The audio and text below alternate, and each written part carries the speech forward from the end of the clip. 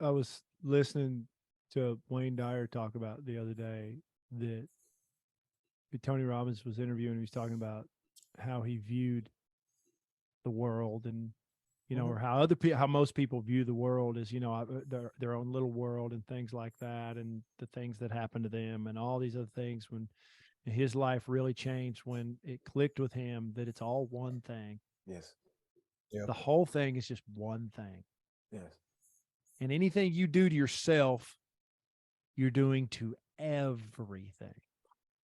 And it works in either direction. So you say, if you think you don't matter, you think you're insignificant, you're making a mistake. Yes, you are. Because every little thing you do and say to yourself that's not good, you're doing and saying to everybody on the planet, and every living thing, rock, creature.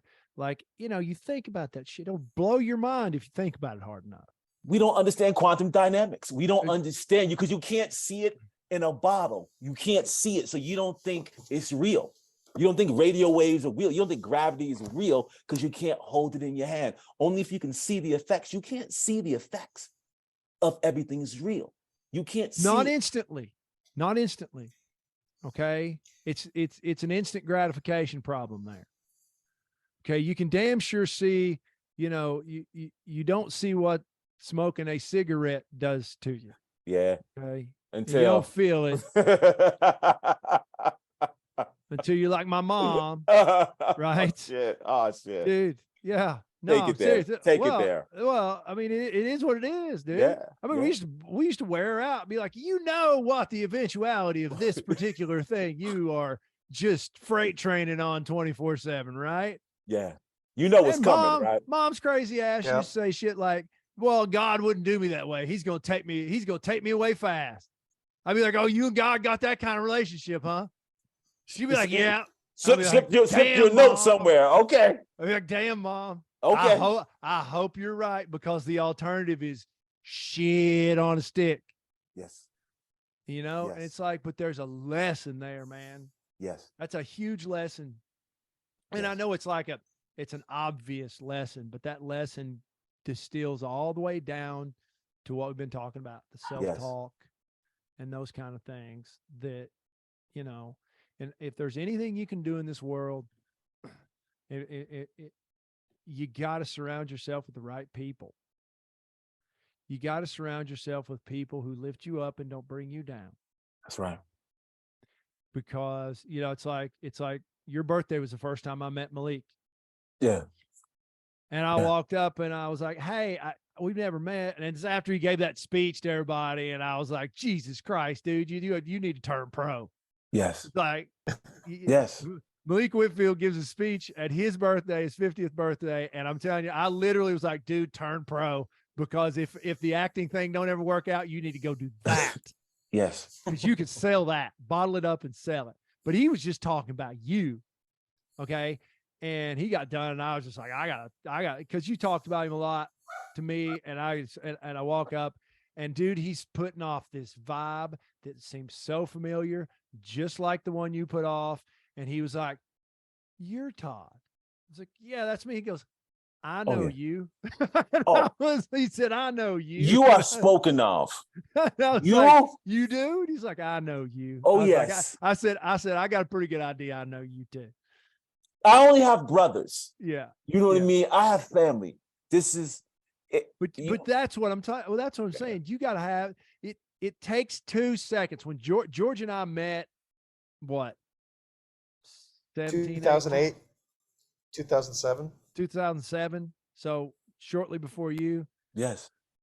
I came home. I remember when we met, same as you. I remember when we met, and I came home and I told Allie, I was like, I met a dude tonight, because I didn't have a lot of friends up in the AV. Yeah, like you met a dude tonight. My first 5 or 6 years up there or so, I had one foot out the door. Okay. Yep. I was led to believe that I was going to get another job, move someplace else. So I never temporary.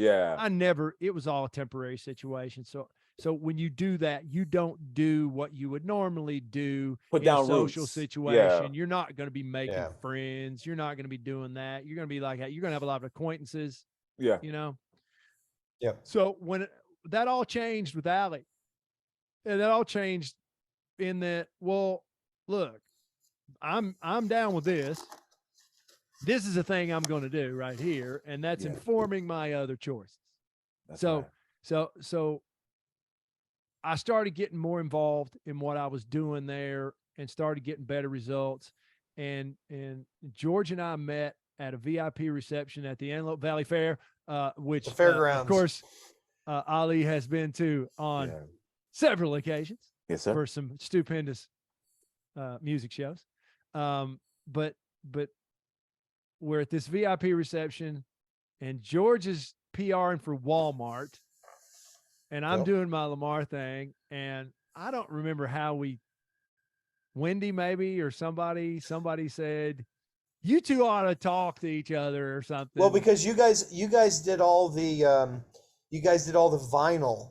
Walmart had sponsored that fair that year under a package. I put a package together for them to sponsor the fair, and you printed all of the fair's vinyl. Gotcha. So that's where the first connection. You guys talk. So we just started talking, and it took about 5 minutes. I was like, we immediately were like, well, we need to probably go hang out. Yeah. We probably need to go do something. What do you like to do? Well, I like to ski. I like to golf. I like, okay. We're in. We're in. All right. Yeah, We're in. right. Yeah. You know, what are you into? I'm into this. I'm into that. All right. Cool. We came home. I was like, I think I met somebody I'm going to be really good friends with. Yeah. She's like, really? How do you know? I was like, honey, dudes know. Yeah. Dudes know. Dudes know. The term I use, I called it spiritual kinship. You know, it goes beyond, you know, for me, you know, your occupation, your religion, your race, your hobbies, whether you're married or single. This I find that life has brought me my family, my people. Oh yeah. You know, and I don't mean absolutely. I don't even mean the fair weather friends. I mean the real ones. Like get sick. Yeah. Get unpopular. These people that are rocking with you as if nothing changed. That's right. What's up, homie? What we doing, baby? How you doing? You getting up? You walking? You eating your vitamins? Your people. Go ahead. The connector though in those situations, because I did the same thing with you, and I did the same thing with Ted. I did the same thing with the Colonel. I did the same thing. You know, the people that I'm out here, you know, that have become my closest friends out here. It was almost instantaneous, and not a single person that has happened with. And there's a couple others, but not a single person that has happened with has one thing ever come between. And we've all had shit that we have been through as individuals and together. Yes. Together and separately that absolutely have been shit sandwiches since we've known each other. Okay. All of us. Yeah. Every single one. Absolutely. And what is it that makes a situation where instantaneously you trust somebody, and not like you trust them with your wife, you know, I trust you being around my wife. I trust you, like that's like bottom of the barrel shit. Right. Yeah. Right. Yeah. I mean, but at the same time, you like bypass all that up to, I'm going to trust you with me from now on. Fast. Well, how the hell does that happen? But please, it's a knowing. Dude, and I don't think that it's just a knowing. You see it, you experience it, and by whatever process or formula it occurs, it just does. And there's nothing there's nothing that concerns me about that level of faith and trust. You said knowing, George, and to me that's the key word. You know, it's on the same, it smells, the same as those thoughts that move across my heart for people to reach out. It feels the same exact way. It has a buzz to it. You tingle when I think about somebody in that kind of way, not just passive. And I'm like, I'm gonna leave them a message. It's a vibration. It smells the same. It tingles, and it's not ordinary. Just like you can smell the opposite. Yep. Bro. yeah. Motherfucker, okay. bro. Yes. Okay. Yep. So it's like yin and yang here. Okay. Yeah, we hit on something here. Yeah, but because as a survival instance, because I damn sure know that other thing. Because you're trained to know danger. Because the human species biologically is trained to know fire is going to hurt. So we have an acute sense of bad, of danger, and it's not so much like we're obsessed by it. It's in our human DNA to keep you alive. So if you don't remember that the red tree if you touch the red frog, you're gonna die. You might touch a red frog, you might forget. You're wired to know. I mean, let the color red shake you up. Let a frog shake you up. You got to get it out of your head that all frogs won't kill you. It's put in us to know. So we have an acute sense of danger. We have to listen closer. But that's almost cosmic, bro. I mean, that's like, because again, I'm sitting here telling you right now. Yes. I have been around an individual. Yeah. In the last 48 hours that I had an interaction with. Yeah. That I know I'm going to have to be around this person. Okay. Yeah. I have to. But the whole time, the vibration that I'm getting is I wouldn't trust this motherfucker. That's right. With anything. I couldn't depend on that person no matter what ever happened. The last person I could ever depend on to do anything other than consistently be full of shit is that person.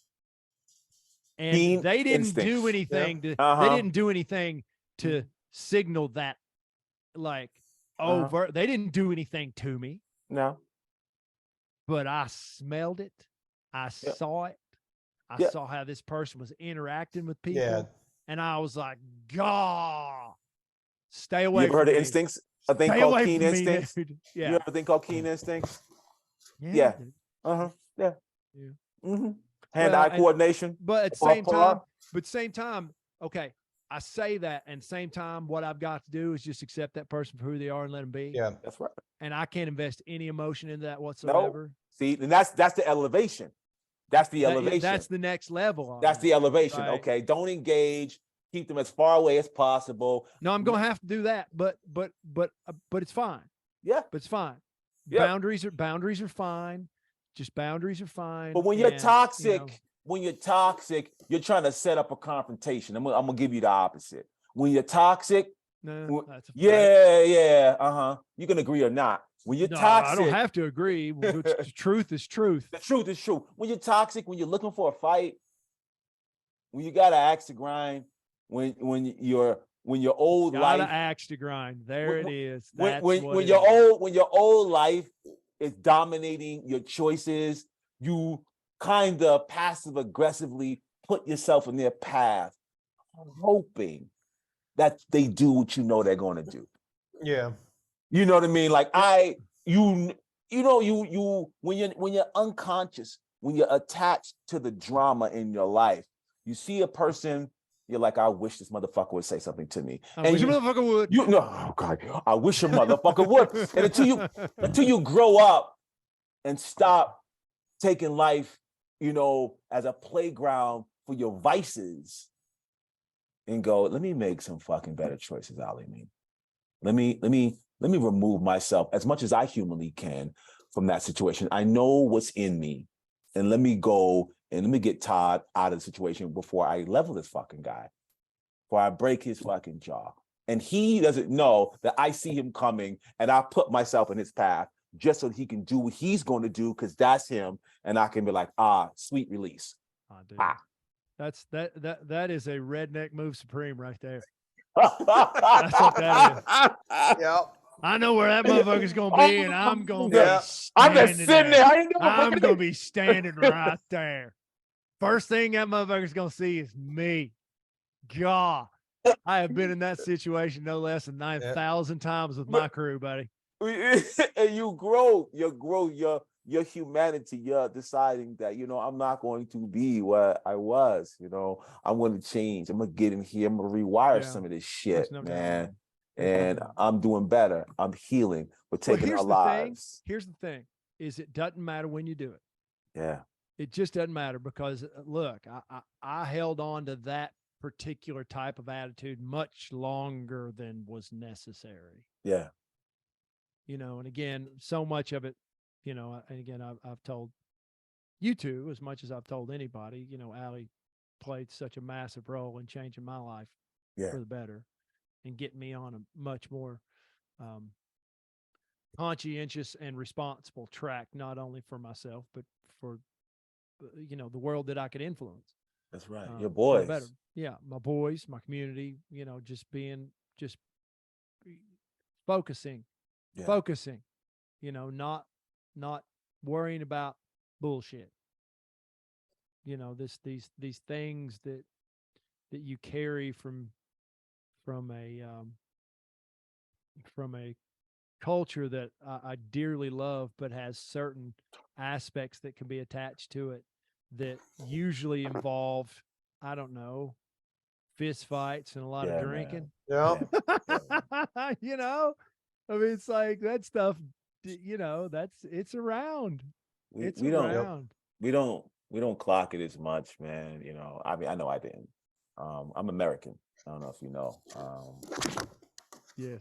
And every place has its culture, and the more we travel, you get snapshots, what I mean, about how other people live, how other people do. And you see your tendencies and they stand out. And sometimes it's only in relief that you be like, oh, maybe I'm suffering from PTSD. maybe, Right. Other people look at you like, you're like, oh, right. I'm not home. They don't do that over here. They don't go from 0 to 60. But it goes back to what you're saying. It's how you carry yourself. Yeah. Because if you carry yourself the right way, it's like nobody associates those things with you. And I'm speaking specifically to when you're out of your environment, what you were saying. And sometimes in contrast, it's easy then. You see what you walk with. You see what you've accepted as normal, and as a kid, when we learn conflict resolution, someone pushes you, lay them out. That's not normal. Dude. Yeah. Check and see if it was an accident. Did they mean it? Did you ask a question? Like, we accept it as survival, but you got to know it's sickness. You have to know this is not how it's supposed to be, kid. This is not how it is supposed to be. And you get out of it and then you'll see, and we are all, where I'm from, generally, and, and around my American friends and the men that I know, we all come up in a way where, you don't take no shit, you know what I mean? And, dude, and you're not supposed to. I'm not saying don't take shit. All right, I'm gonna end this. I'm gonna end this part on a laugh, okay? Okay, because you have to, because here this happened just the other day. Yeah. Well, by the other day, within the last 30 days. Okay. Brody's dealing with some pricks at school. All right. Brody's dealing with some pricks at school. Yeah. Okay. This is not an unusual phenomenon for any kid, especially one as kind and as intelligent, talkative as Brody. Genius IQ. Yeah, much like his dad, just talks a lot.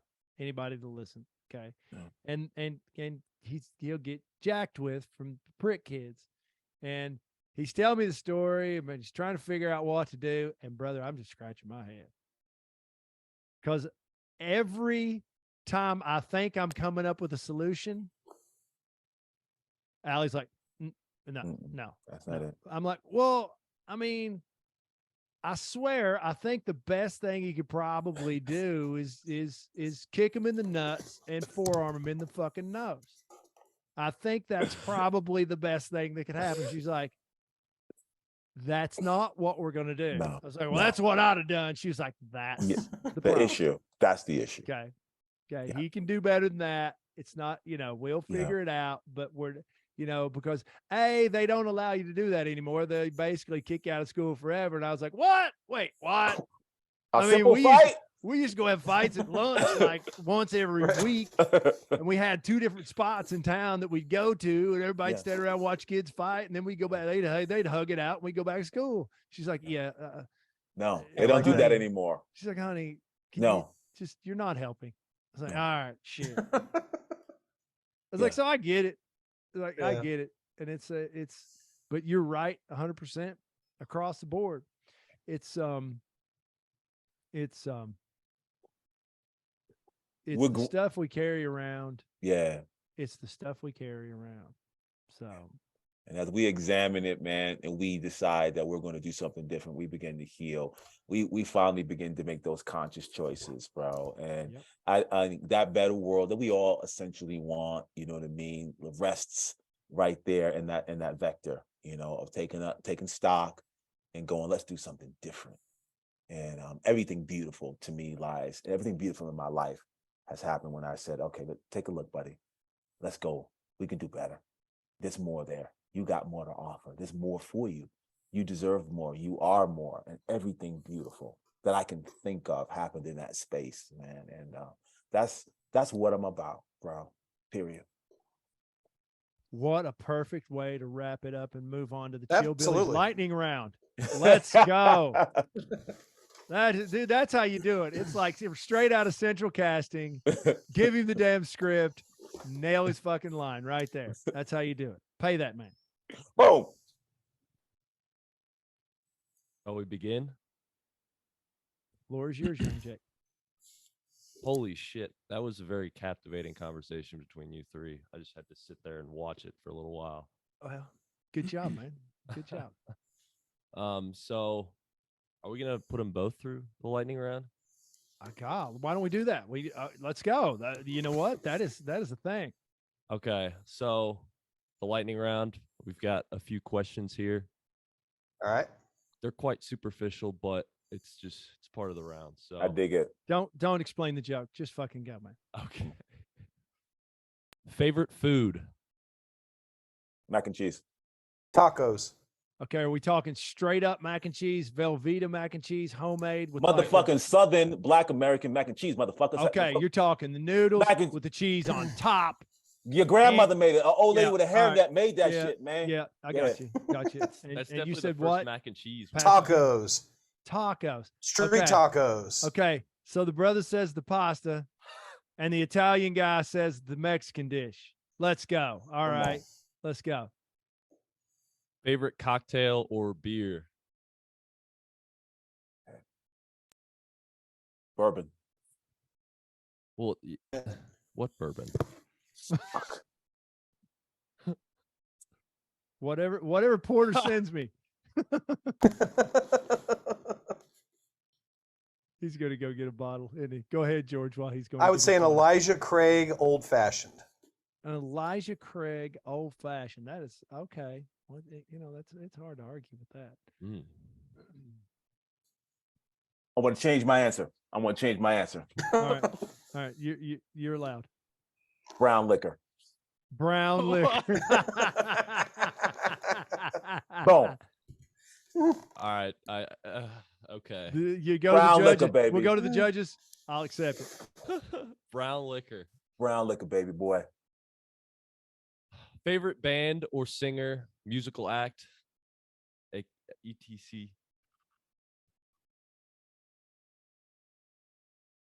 Bob Marley. Oh, great answer. Todd Porter of Steel Wool. Oh. Okay. Yeah. Okay. All right, Bob got bumped. Okay. Give your real answer, and then let me tell you something. Social Distortion. I knew that answer. Okay, Social D, the LA band Social D. Listen, Orange County, actually. Okay, greater LA basin. Okay, there are rumblings. There are murmurs. There are things being said. Circumstances being created whereby Steel Wool is getting back together. Ooh. Come on. So Come on. stay tuned, folks. Let's go. Stay tuned. Yes. Put your little googly eye emoji out because here it comes. Let's go get We it. have a practice space identified. Oh, Zach has a building. I was going to say, what zip code is it in? Or what area code? It's always 0 and 20 What seconds. time zone is it in? It's over on the west side, and Nice. you know he's got to have some place to put all his toys. Yeah. Come on. So he got himself a space for that, and he says it would be perfect, and he might even put in a recording studio. Of Yeah, course. Is Of course. Steel Wool on the streaming platforms? No, it's only for insiders. No, dude, it's a subscription model. Right. You have to be part of the club. It's a VIP. It's a VIP subscription. model. Oh, for sure, for So sure. here's what we decided. What we decided was that this was my suggestion, and everybody thought it was a great idea, and everybody's pumped up. First time I've seen Bob pumped up. He's been kind of sad now for about 3 years. He said he's had a boner for 3 days, or for 3 weeks or something, but he's not going to send me pics. This is good. If you remember, we had our first gig ever at Zach's house. You came up for that. Yeah. And I think it was there. Yeah. You came up for that. And Yes, so we've decided that if nothing else happens, we're going to do a party every early summer, late spring kind of thing Yes. where we play and just have a party like we did. That's night. awesome. And so a certain friend of ours that I can't say anything yet, I'll tell you as soon as we sign off, but a certain friend of ours, George, somebody that you would find very interesting, Alimi, a very, very, this would boil it down to George, to one of maybe 2 people, a very, very unique and interesting individual who's into a lot of different business ventures, has purchased a particular business in the Antelope Valley that can serve as a pretty awesome party spot. As a venue. As a venue. Oh, come on. That they I will think I do. know the answer already. Did you Yeah. hear that rumor already? Mm. You know, I Can I had a conversation. extrapolate the answer. Yeah. Oh, you talked to him. Oh yeah. He said the inside crew. No, I just didn't know who that was. Yeah. Given you're in Florida now, but that, obviously you're still part of that. So Yeah. yes. So we're setting it all up. Hopefully by June we'll have that scheduled and ready to go, and invites will go out. Awesome. Best thing in the world. Better brother. send Yeah. one over this way. Yeah. Oh, you got it, dude. Open invitation to Young Jack always. All right. What's the next one? I have to preface the next 2 because we have a world famous actor on the show. You're not allowed to use anything that you've starred He in wouldn't. He wouldn't. as your answer. He wouldn't. So Please the go first ahead. one is favorite movie. Die Hard. Casablanca. That would be under favorite Christmas movie though. What could you watch all day, every day, back to Good back? one. Blazing Wow. Saddles. Boom. Blazing Die Hard. Saddles. All right. day, every right. day. Fair enough. God Favorite bless TV Bruce show. Willis. Alan Rickman. God rest in peace. Oh, Yeah. Alan Rickman. Alan Rickman. R.I.P. Genius. What'd you Yes. say, George? Casablanca. Really? Yeah. Yeah. You are an elegant man. I never saw that coming. I never I Oh, never knew it's that. yeah, it's a movie that has layer after layer on it that I just think is about as perfect as a movie gets. Oh my God. I want to watch this There shit. are those that would agree with you, I guess. Yes, Casablanca. I'm on it, buddy. Although You'll Reservoir Dogs you'll is watch pretty that damn shit good tonight. too. Yeah, I'm gonna watch it tonight, yeah. Reservoir Dogs is great. I just saw it the Reservoir other Dogs night. is fantastic. Pretty good. Yeah. Fantastic. Pulp Fiction is Yeah. great as well. But you know, Yeah. but now we're getting We into were talking my about that the other night. We were talking about that the other night. Tarantino came up. We had some people over for dinner last night, and Tarantino came up, and I was and the song and Once Upon a Time in California, Once Upon a Time in Hollywood came up, and I talked about that movie. I thought I loved that movie, simply because of, again, Tarantino is, I mean, he's one of one in that he does things that Yeah. nobody else does. Yeah. Okay. And I have never seen a movie that had the whole movie was a setup to the payoff. The entire movie was just a build up. There was no arc to the movie, the movie arced in a straight line up to the payoff, right? Which was the final scene. It was the payoff in the movie. And I thought it was absolutely genius. And of course, somebody was poo-poo, and I was like, listen, I decided when I saw Reservoir Dogs and then Pulp Fiction, because one wouldn't do it. Yeah. You know, and he also wrote True Romance, if you remember. Yeah. So, and produced that, but he didn't direct it. When I saw those 3 flicks in a short span of time, I was like, I don't give a shit what he does. Yeah. I will invest my time into it and check it out. And if I watch it once and don't like it, I will watch it again to make sure I understood. And he's batting 1,000 with me in terms of somewhere between I if that movie's on, I'll watch it. Yeah. To I fucking love that movie. So wow, that's Tarantino for me right there. I love this. Please show some love to Django Unchained. That's his best work. Fantastic movie. I kept that. No, I read the script. Okay, so I have a copy of it. I might be on that. No, it's not over there. So I thought I was gonna hate that shit. Okay. I think it's the only movie of that period in American history that is a fucking firecracker. However his brain is wired, I don't know He's how crazy. that. He's crazy. Dude, that he is wired differently. Because I'm telling you, I read scripts all the time. I'm like, no, it'll never happen. It'll never happen. I mean, not that I would get it, but I'm not even interested in going for it. You know what I mean? I read that shit and I was like, how the fuck did he do that? Where does he come up with that shit? Where does he come up with that shit? He's a different animal. The foot massage scene in Pulp Fiction is some of the most awesome dialogue ever. And the close second is the opening scene of Reservoir Dogs when they're sitting in the diner and there's multiple conversations going on. The dude's trying to remember the dude's name, and they're talking about the meaning of "Like a Virgin," the song. So yeah, he's you know, they say he broke the mold. Yes, he did. There wasn't even a mold for him. That was some handcrafted stuff that I've seen people try to imitate it, George. It's always it's always trope. It's always like, we see you trying to be irregular. I see you trying to be unorthodox. That man is wired. Yeah, what he's doing is wired. Yes. What he's doing is not unorthodox to him. There you go. Yeah. See, it's just how he sees it. He is the most original, bro. And I remember in the movie theaters in New York City, I was on a soap opera at the time. You know what I'm saying? I'm, Big Willie style in New York City. I go in this movie and I sat there like, dude, Inglourious Basterds. I know nothing. Okay. Yeah. Inglourious Basterds. Yeah. Inglourious Basterds was genius.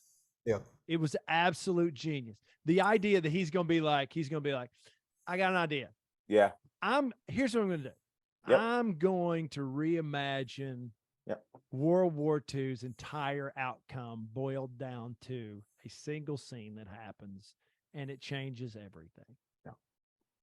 And that scene in the bar with this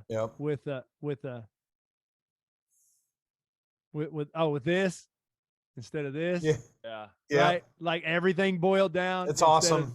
Instead of this. I'm gonna rewatch, bro. So like, it's with Fassbender, and that whole scene was just insane. And the tension he can create that jumps off of the screen in those moments. Yeah. Where it's like an ode to like old Japanese movies and spaghetti westerns, and he melds it all together. It's like, and you're down to somebody's eyeballs in the rectangle. Yep. And it's like what was the Hateful Eight, dude, again. Okay, first of all, anything with Kurt Russell is good to go. Big Trouble in Little China. I Jack can't Burton. look at. Jack I can't Burton. look. Come on, boy. Come on, boy. Big Trouble in Little China. It's funny. That's still one of my favorite movies. No, dude. Okay, you just said that. I'm going to read you a text I sent yesterday This is what prompted my buddy Blair to call me yesterday. I'm going to read this. And you're going to die laughing. Okay, ready? Yep. Where is it? Here you go. Here you go. And here it is. Here it is. Ready? Yep. The fact is, David Lopan is not to be fucked with. And the next thing that happens, I sent a gif of David Lopan shooting lasers out of his eyes to my friend. And my phone rings 3 minutes later, and it's Blair going, David Lopan. No. He said, I literally had a Tech 9 and a Gerber knife because of Jack Burton. Dude. And he's not lying. One of the true John Carpenter unsung gems. Yeah, Yes. man. That's a John Carpenter movie. Yes, It and is. he reminded me of that. You said that. He Yeah. reminded me of that. He said that. He goes, it was John Carpenter. I was like, it was. Absolutely brilliant movie. I remember going to watch it in the theater going, I ran out of there. Kim Cattrall in all her glory. Oh, All her glory. see, I watched movies my whole life, man. You know, it's Oh, me too, dude. and I never thought Yep, thought about same here. a life, doing what I do, but they affected me like in a tangible way, man. They live these characters, these scripts, these stories, which is why, the job I have, the career I have is a point of absolute joy for me. Oh, dude. I know what it's like to sit there and be like, you rocked my whole, you rocked my Yep. whole life, man. If you didn't enjoy Big Trouble in Little China, you have no soul. Okay. All right. What's next? What's next? Or you were born in the year 2000 or some crazy shit like that. Well, then look it Yeah. up, kids. Yeah. You're on mute or something. Far away. No. Favorite TV show? Oh.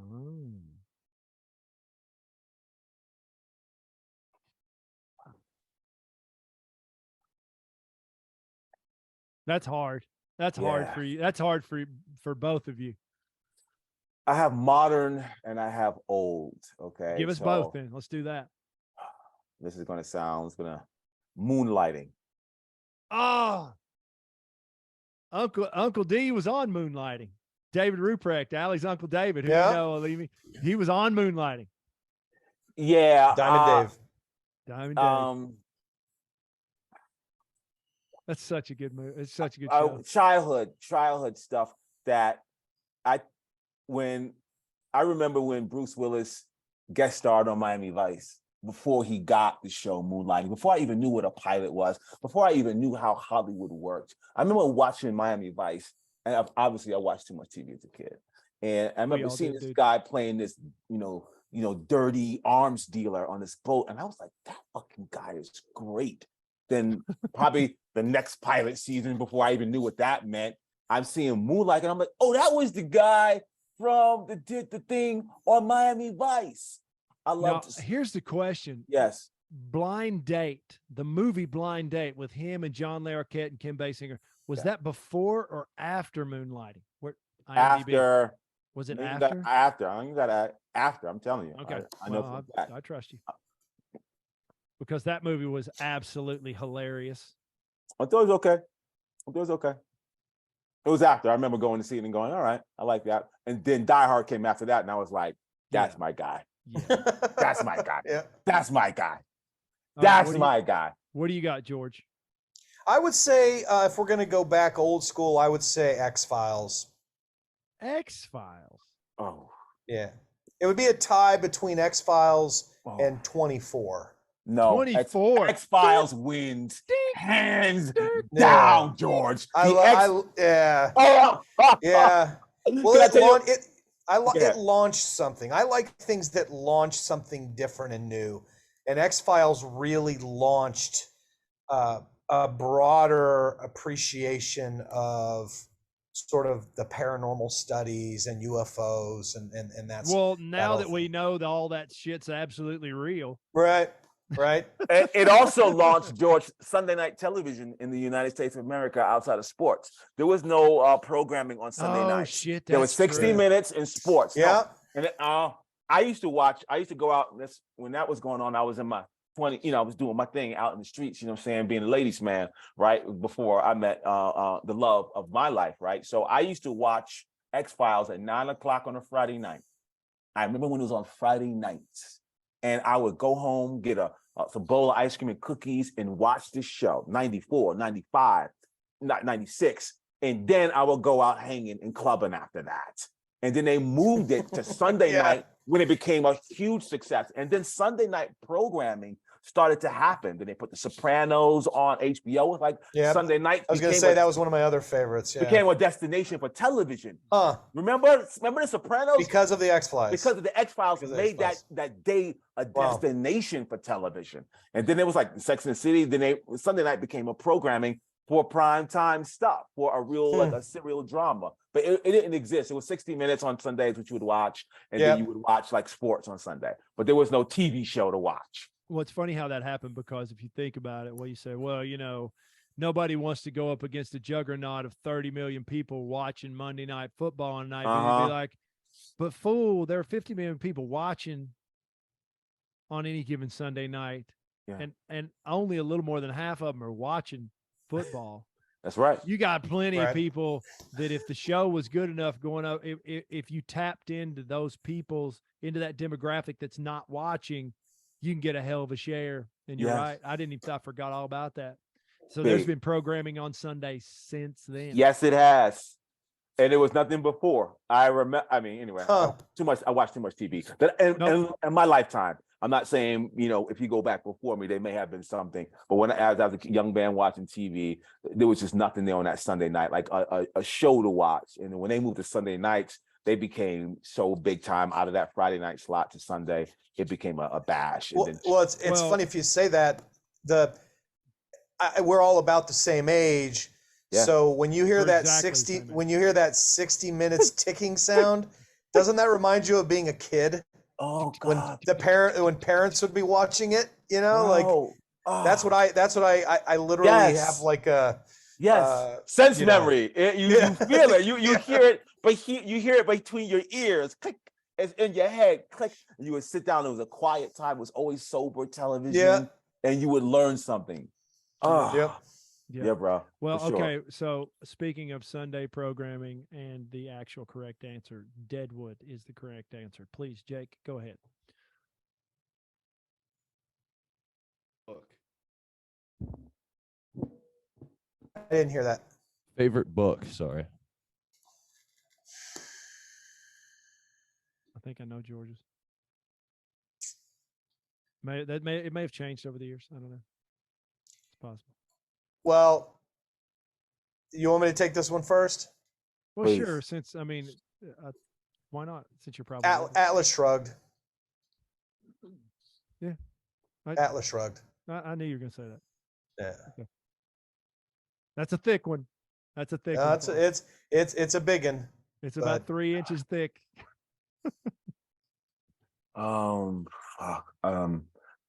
It's far too varied for me. I'm gonna pick something. There's 12 books in that section, man. I'll pick the first book that changed my life. Man-Child in the Promised Land by Claude Brown. And I read it when I was 14 years old. What is it about? It covers life in Harlem in the 30s and 40s, like first-person experience. And I read it when I was 14. And then after that, I read the autobiography of Malcolm X, authored by Alex Haley, who penned it. Yeah. I read 2 books in a row that I have not been psychologically the same after. You understand? Like, it completely snaps you away, sobers you up from being a kid to a young teenager, a young adult. I read both of those books.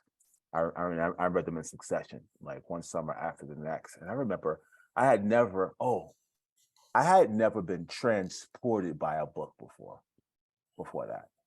Transported, like watching a movie. And I watched E.T., I watched Raiders of the Lost Ark, transported. Terminator, Aliens with Sigourney Weaver, transported. I had never read a book and was like gone. Claude Brown, Man-Child in the Promised Land. There's probably like 8 of them in circulation somewhere.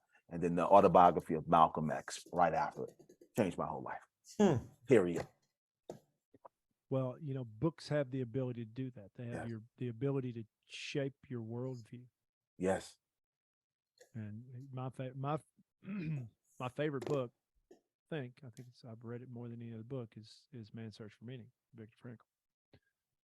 I revisit that book about once every 2 years, just to get my mind right on stuff, just to make sure that I'm in check on stuff. Because you can't, you have to be sober when you read that book. You have to be sober, when you're talking about an analyzation of the Holocaust from a psychoanalyst. Yeah.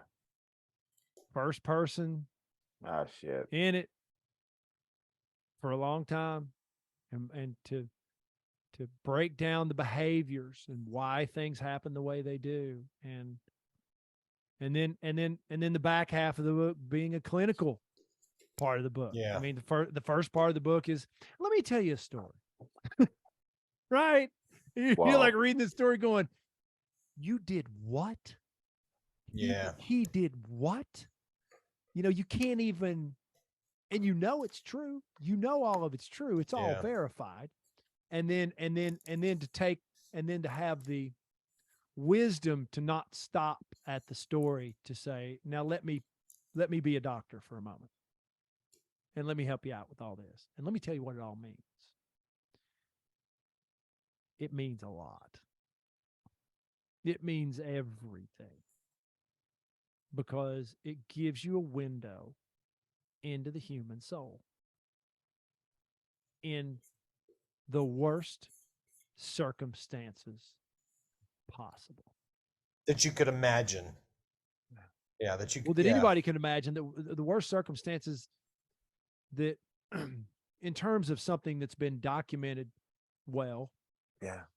In terms of something like that, I mean, again, is that just, could you find a historian that would stand up in front of me and argue that there were worse circumstances that some people? Certainly, I'm sure you probably could. I'm not here Absolutely. I'm not here to debate that. Yeah. But they're the worst circumstances I've read about or heard about, in terms of, Jesus. There's nothing that I can think of. Everything else is that you wouldn't want to put, as a similarity. Nothing. Anyway. Well, I bet. Look, as well documented. Right. Verification, step by step, written down by a certain group of people. We're doing this. We're doing this. We're doing this. I don't know where in history, that book is written anywhere else. I could imagine that you can find an individual circumstance somewhere where a person has lived a thing that might compare. Oh, for sure. Sure, of course. Of But a collective group of people living a thing.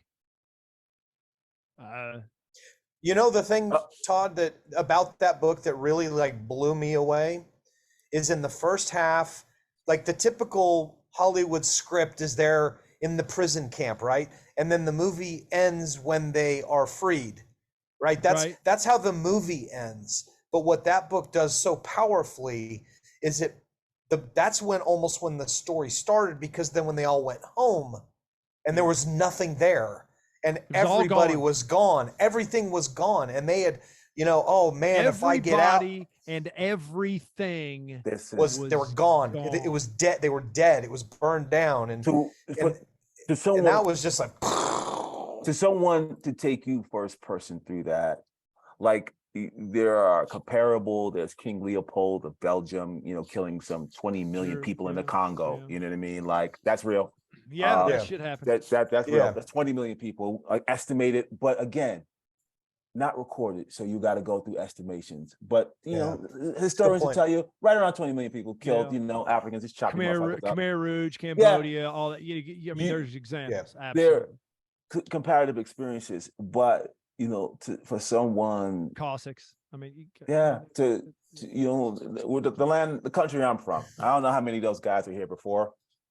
Dead as fried chicken, right? Exterminated. Get them out the way. Where are you from? I'm American, right? I'm from New York City, but you go back, 2,000 years. Who's here? Yeah. Just period. It's like this point of fact. Factual facts are awesome. Yeah. Factual facts are awesome. They're not debate point. They're just, it is what it is. We get to feel about it however you want to feel about it. But factual facts are awesome. All you gotta do is rewind the tape. Where the fuck were you? Where the fuck would I have been? There you go. That's it.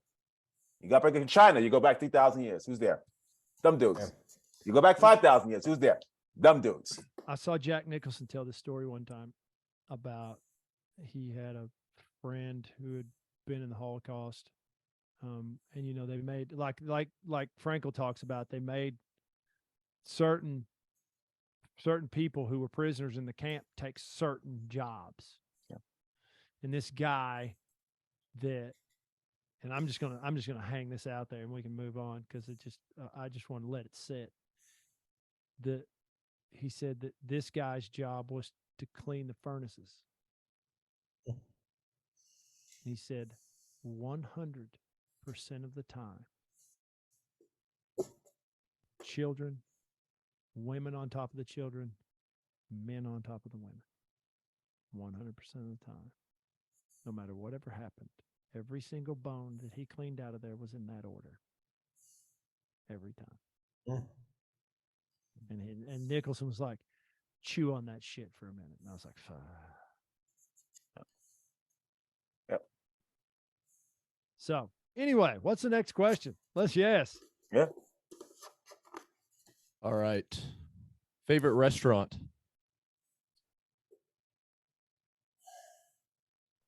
I like watching them deliberate. Good. Any Jeopardy music? So I would say in Savannah, Georgia, Vic's on the River. I haven't been there, but it sounds great. Anything on the river is usually good. Yeah, Savannah's a real special place. Yeah. For a variety of reasons. Oh, absolutely. Yes, it I is. almost went to school there. Yeah. Go real local. The Grand Lux Cafe that used to be at the Beverly Center, that's no longer there. I remember that. Why, I remember Alimi? that place. I remember that place. Best chocolate chip cookies after my meal. They give you this box of chocolate chip oatmeal cookies. I'm going to Roma Cafe because that's where Allie and my wife Allie's first date was. Love this. Right up street from your house. I love it. All right, what else we got? Favorite place to visit and vacation? And/or vacation. And/or vacation, yeah. Playa del Carmen, Mexico. Been there. The place is a blast. Rosewood, Mayakoba. Obscene. Place is awesome. Obscene. So far, nothing touches it. Caribbean water, turquoise. The shelf goes out forever. Scuba diving. The scuba diving out there at Cozumel is so good. Foolish. Cortona, Italy. All right. Love this. Just a beautiful little hill on a mountainside. The walls are actually older than Rome. You know, there's the T-shirt that you see of like Romulus and Remus being nursed by the wolf. Yeah. There's, that's because that's where the kind of the Roman story comes from. In Cortona, there's a shirt of a woman nursing the wolves, and that's symbolic of Cortona because it's older than Rome. There you go. And the restaurants there, it's where, I can't remember the name of the movie. There was a movie filmed there,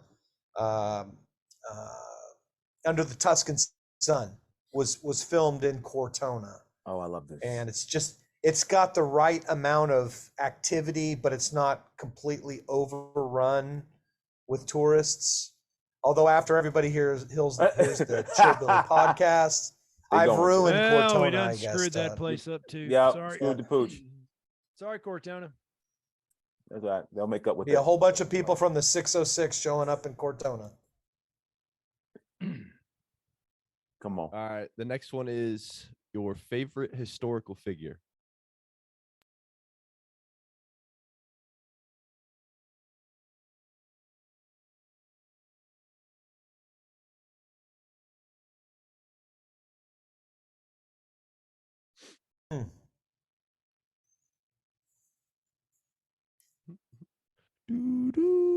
We definitely we need to put this part on YouTube for other ones to watch them. Yeah. They're not looking at each other at all, but their heads are making the exact same movements while they're pondering the question. Yeah, you have your first that comes to mind, but sometimes that's not, Yeah.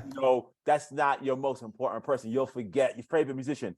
It's Marvin Gaye, right? But you'll think of like 1,000 other people, and you're like, oh my God, the only person I can listen to all over is, that album from 1970. Yeah.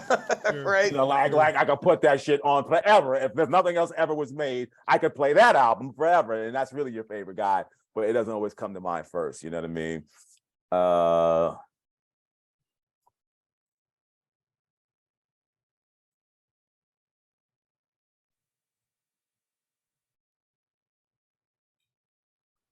My girl, I guess I'm gonna have to go with but I've studied him so much, It's usually a pretty good sign of who it is.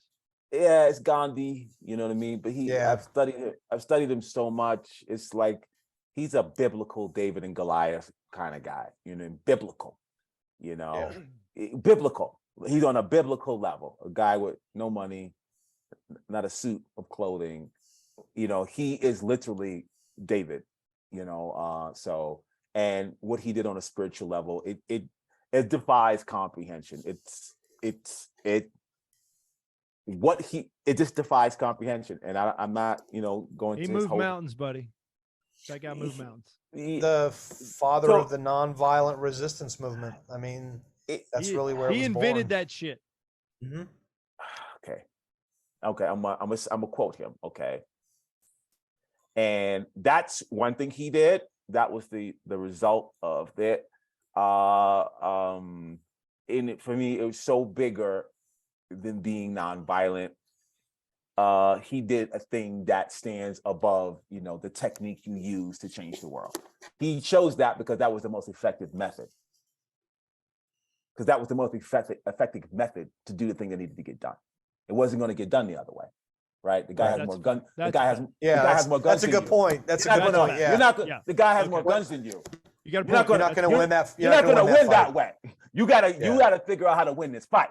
So that's the choice. Okay, and that's a good point. Yeah, that's what works, right? So what I have extrapolated thus far, I boiled down to a quote.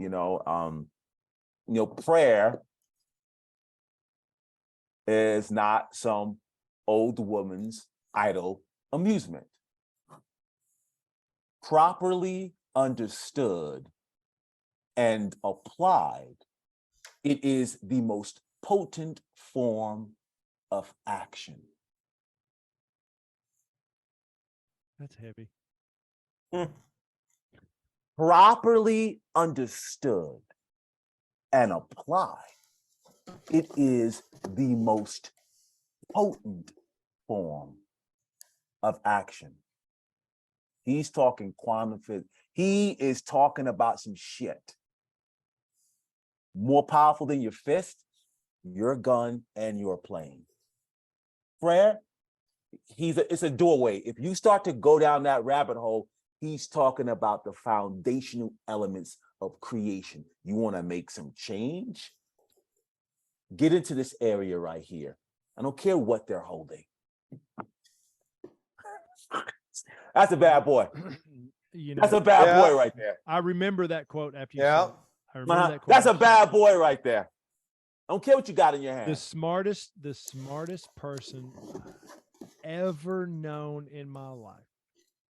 And there's not really a close second. I mean, genius of geniuses. And proves it all. George knows exactly who I'm talking about. I'm not going to mention his name on the podcast. But George knows exactly who I'm talking about because George knows him too. Can you vouch, George? Yep. This individual does things and continues to do things that nobody has ever done. Okay. And I'm blessed with him in my life, and he is a very faithful man. And he literally said something the exact same way to me one time, but not in those words. Mm-hmm. That it was something to the effect of, well, the challenge with most people's prayers are they don't do it right.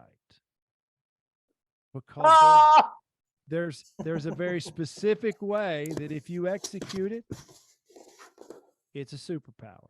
And I'm just like, well, who am I to argue with you? You make molecules behave. I mean, I don't. That part, it supersedes. You do things that people said could never be done. So this is what happened with Joe Dispenza. So it supersedes the laws of nature. It supersedes the laws of the physical world. And that's when I was, it supersedes it. And I know it's hard to grasp. It's above them. In that space right there. It's in the space between. Yeah. It's in everything in between. It's above it's above all your laws that the physical world lives underneath, that you can't get around. That space, like it goes around. Who was it said music is not the notes that you hear, but it's the silence in between the notes that makes the music. Yeah. All right. Yep. Do we have anything left, Jake? Is that it? We got one more. We got one more. Well, I didn't give my shit. Sorry. I mean, that was pretty heavy stuff. It's kind of hard to follow. No, but it's an awesome segue, because the person that I picked, like the laws of nature and the seeming conflict between the laws of science and the laws of God and that connection, Sir Isaac Newton looked to the heavens and saw God's will and divine plan. So the Enlightenment was the result of, to a very large degree, of the work that Sir Isaac Newton did. Adam Smith, free market economics, the naturalists, John Locke, all of that really flowed from a belief that you could see God's work in the natural world, even in the shit we couldn't understand. Yeah. So I will say, beyond a shadow of a doubt, that those were the two heaviest answers that we've ever had on Chill Billy's podcast, because you're talking about two individuals that made a eternal difference in what is happening on the planet right now compared to before. Irreversible change through understanding of things that we didn't understand before, that we understand better now. So thank you for the contribution, gentlemen. And the last question would be, favorite superhero. all right. Now easy this for me. This comes from a guy over here. We got one guy over here who has voiced actual superheroes. Yeah, Been on actual DC shit And Marvel. Holy shit, I forgot about that side of it. Are you in the MCU? Yes, sir. Well, pre-MCU, but It's all in the yeah, it's all on there. On the internet. The wizard knows. Yeah.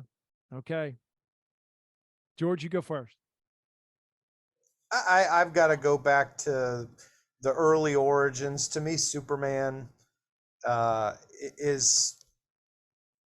it epitomizes the superhero. It's a little cartoonish and he's too close to perfect, but I'm okay with that. Yeah, but the whole Clark Kent thing balances that out. Yeah, but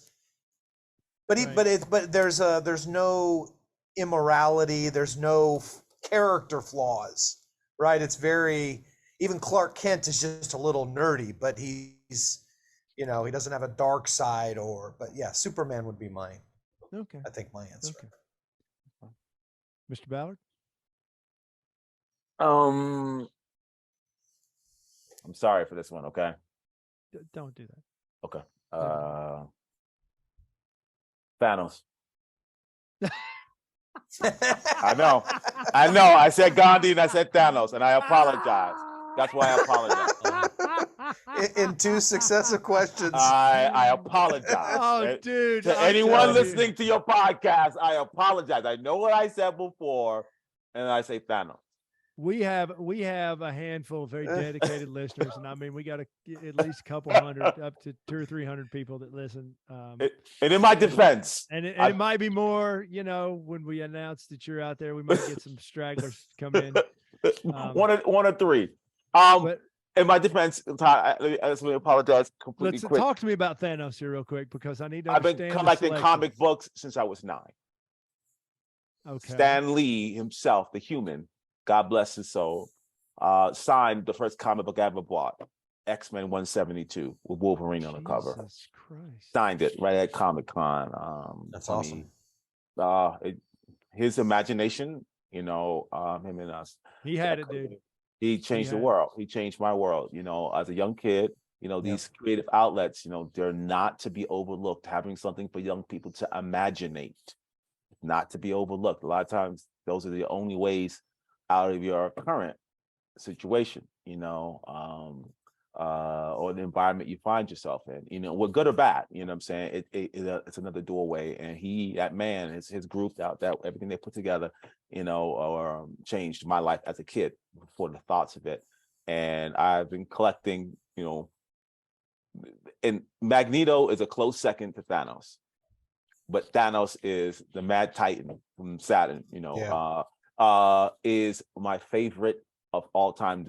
When I watched what the Marvel Cinematic Universe was going to do, I said, what the fuck are they going to do with my favorite character? What the fuck are they going to do with my favorite character? And they did good by him. They did good by him. And I read him the first time and I said, oh my God, this is my guy. And it's the strangest thing. He was phenomenal. And Magneto is my close second. German Jew, lived through the Holocaust, had the tattoo on his arm, never took it off, though he had the power to do that. And Magneto, Eric Lenscher, I'm pronouncing the last name wrong.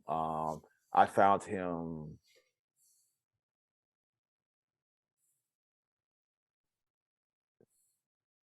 compelling at an atomic level. And they did such a good job with the movies of casting both the younger and older roles for him. Fassbender. Yeah, that guy's got the goods, dude. So Ian Kellen did the older one. Yeah. And I thought it would have been Terrence Stamp from the first Superman. Terrence Stamp's the original villain in the first Superman. Yes, absolutely. Terrence Stamp, who played I forgot the name of the enemy. What was his name on Wall Street? What was his name? His character's name on Wall Street. Terrence Stamp. He was the guy that Gecko was. Yep. Crush you like a bug, man. Oh, but he's like, it's too expensive to crush me, isn't it? He's like, yes, so I'll let you slide. Yeah. Terrence Stamp, I thought would have been the Magneto, but his story as a young kid, I found it so compelling, and these guys both stood out to me as people, who had a point of view that was highly unpopular, about how they went about it. And both of those guys are my guys, superheroes. But they're villains, but Well, fantastic antagonists. Yeah. Fantastic. Yep. I would agree. And those are the characters I love to play.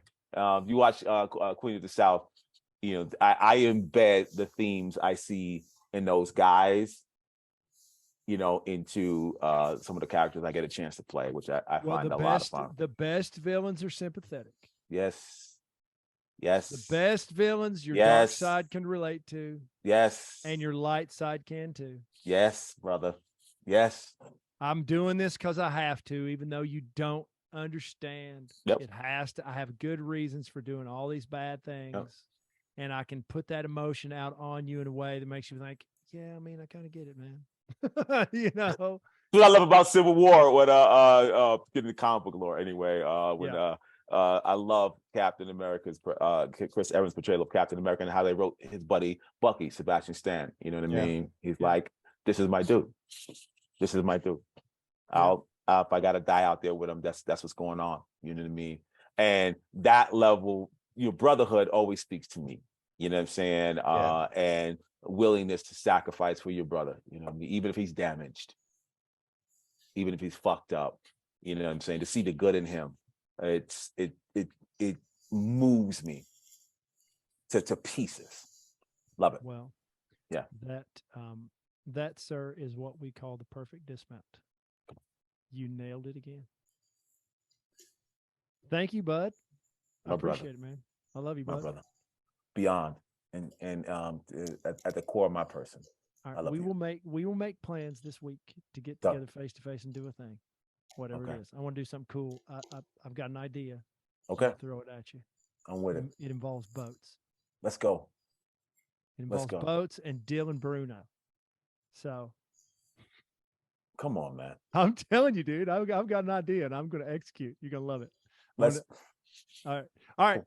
buddy, let's get off here. Let's all Okay. go watch some football, and I'll let you know when we're going to post this up, and so you can be ready.